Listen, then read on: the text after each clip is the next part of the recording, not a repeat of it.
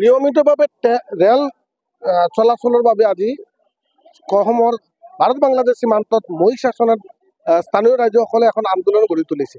আমি বৰ্তমান উপস্থিত হৈছোঁ মহিষাসন এই আন্দোলনৰ স্থানত। আৰু আমি আপুনি দেখিব পাইছে যে অসম এই যে ষ্টেচনত তেখেতৰ দাবী হৈছে যে এই যোৱা লকডাউনৰ পৰা এই নিয়মিত ৰেল চলাচল বন্ধ হৈ পৰিছে আৰু এই ৰেল যোগাযোগ পুনৰ চলাচলৰ বাবে তেখেতে এই আন্দোলন গঢ়ি তুলিছে।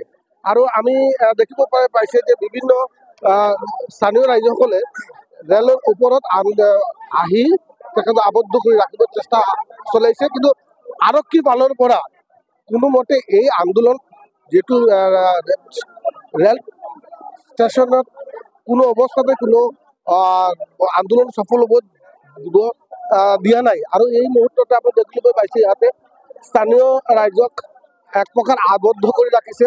আমি পোনে পোনে যদি যত্ন কৰিম যে এনে অৱস্থাতে প্ৰশাসনে কটকটীয়া নিৰাপত্তা ব্যৱস্থা উলিয়াইছে। বিভিন্ন স্থানৰ পৰা তেখেতক ইয়াত মাতি অনা হৈছে।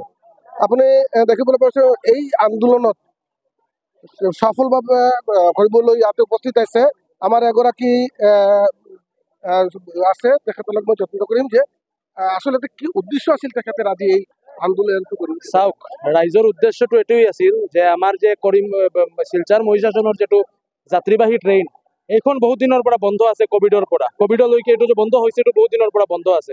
কিন্তু আমি দেখা পাইছো বহুতবাৰ জনপ্ৰতিনিধিক যেতিয়া যিমানবাৰ আমি অৱগত কৰিছো, আমাৰ ৰাইজে অৱগত কৰিছে, এইটো কিন্তু তেখেতে কিন্তু পাত্তা দিয়া নাই। আজি ক্ষোভিত হৈ পেলাই আমাৰ ৰাইজ আমি ইয়াতে স্বতঃস্ফূৰ্তভাৱে আমি ইয়াতে ওলাই আহিছো নাগৰিক সুৰক্ষা মঞ্চৰ সমৰ্থন কৰি। যেতিয়া আমি ওলাই অহাৰ পিছত তেতিয়া আমি দেখা পালো তেতিয়া পুলিচ নমাই দিছে। পুলিচে ডিঙিত ধৰি টানি চুচৰাই আমাৰ আন্দোলনটো ৰখাবলৈ চেষ্টা কৰিছে, কিন্তু আল্টিমেটলি ৰাইজ যদি খেপে পুলিচে আন্দোলন ৰখাব নোৱাৰে। সেয়া আজি আকৌ প্ৰমাণ হৈছে। আৰু দুটা প্ৰশ্ন আমি আপোনালোকৰ যোগেদি আমি MP মহোদয়ক কৰিব বিচাৰিছো যে একচুৱেলি হৈছেটো কি। পোনপ্ৰথমতে তেওঁ কি কামটো কৰিব পৰা নাই নে কৰিব বিচৰা নাই? যদি কৰিব পৰা নাই তেনেহ'লে কিয় কৰিব পৰা নাই ৰিজাইন দিয়ক, আৰু যদি কৰিব বিচৰা নাই ৰিজন দিয়ক, আৰু যদি কৰিব বিচৰা নাই ৰাইজৰ ওচৰত আহক, স্পষ্টীকৰণ দিয়ক, আৰু তেওঁ যে এজন ব্যৰ্থ জনপ্ৰতিনিধি হৈছে এইটো স্বীকাৰ কৰি পোষ্টৰ পৰা ৰিজাইন দিয়ক। ধন্যবাদ। আপুনি দেখিব পাইছে ইয়াতে সাংসদগৰাকীৰ বিৰুদ্ধেও ক্ষোভ প্ৰকাশ কৰিছে স্থানীয় ৰাইজে, কিয়নো তেখেতে ইয়াত বহুত দিন ধৰি সাংসদগৰাকীৰ বিৰুদ্ধে এই নিয়মিত ট্ৰেইন চলাবলৈ সাংসদৰ লগত যোগাযোগ কৰিছিলে, কিন্তু তেখেতে আজিলৈকে কোনো ব্যৱস্থা গ্ৰহণ কৰিব পৰা নাই। তেখেতে ব্যৰ্থ হিচাপে আখ্যায়িত কৰিছে। মই লগতে এজন উপস্থিত আছে, মই তেখেতক যত্ন কৰিম যে আপোনালোকে এই যে স্থানত আন্দোলন কৰিব কিয় বাধ্য হৈছে? মানে 2019-ৰ পৰা যেতিয়া কোভিড আৰম্ভ হৈছিলে সেই টাইমৰ পৰা মানে ট্ৰেইনখন মানে কোভিডৰ কাৰণে বন্ধ কৰি দিলে। মানে বহুত দিন বন্ধে আছিলে লকডাউনত।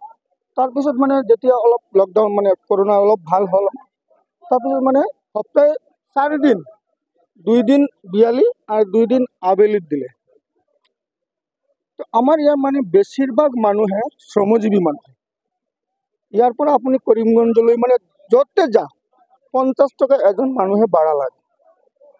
য'তে আমাৰ ট্ৰেইনত 10 টকাই আমি কৰিমগঞ্জ মানে চহৰৰ লগত যোগাযোগ কৰিব পাৰোঁ।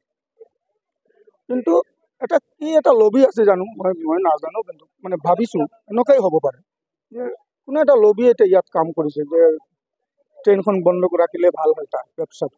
আপুনি কি ক'ব বিচাৰিছে? আমি ভাবিছোঁ ট্ৰেইনখন যিমান জলদি পাৰে মানে ৰেগুলাৰ কৰিব লাগে। যিকোনো খবৰৰ বাবে যোগাযোগ কৰক 7099017330 লগতে 7099017110 নম্বৰত।